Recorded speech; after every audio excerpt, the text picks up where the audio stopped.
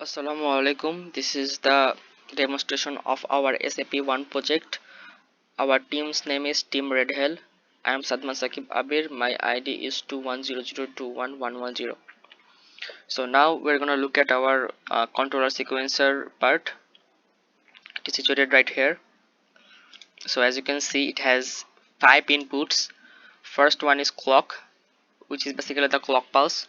Second one is reset, which resets the sequencer, and next 3 inputs are coming from the instruction register, which is basically the opcodes. There are 5 operations in the SAP1 project. They are load, sub, sum, output, and halt. So according to the instructions stored in the first 3 digits of the information of RAM, it will change, and there are 13 outputs which will control different parts of the system. So let's go to the child sheet. So in the child sheet you can see there are another part. This is basically the sequencer of the counter of the sequencer. This counter is a 3-bit counter which can count up to 8, but for our project we are counting up to 6. So there are 3 JK flip-flops and they're connected with a bus transceiver, and the outputs of the counter are connected in a bus form. So this is CO3, so this output C03, CO3 prime, CO2 prime, CO1 and CO1 prime. They are connected in a bus form, and these AND gates are taken from these buses and they indicate different sequences of the counter. So this one is counting 000, this is 001, then it will indicate 1, and then 010 which will indicate 2. So it is 3, it is 4, it is 5. So now we can see the counter in action. So as you can see, it is counting.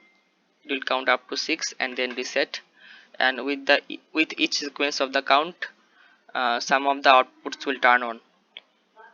So to implement this, we have the outputs from the counter 0 to 5, and also the outputs from the operations, so opcodes. So these 3 inputs are coming from the instruction register, and they indicate different operations. So 000 is load, 001 is add, 010 is sub, 11 is out, and 111 is halt. So there are 2 parts. First part is the fetch cycle, second part is execution cycle. In fetch cycle, it only depends on the count of the counter. So for example, this CO will only depend on the counter. So if counter counts 0, then CO will turn on. If counter counts 1, then this CE will turn on. And in the execution cycle, the output depends on both the operations and the counter. So for example, here this is IO. If the counter counts 3, and also the operation is in load, LDA or load, then this IO will turn on. And similarly here, for BI to turn on, the counter must count 4, and the operation must be in addition. So this is the condition of BI. So we can find all the logics and all the cycles instructions in the project manual. So according to the project manual, we have to design all the outputs by using simple AND gates and OR gates. So that's all.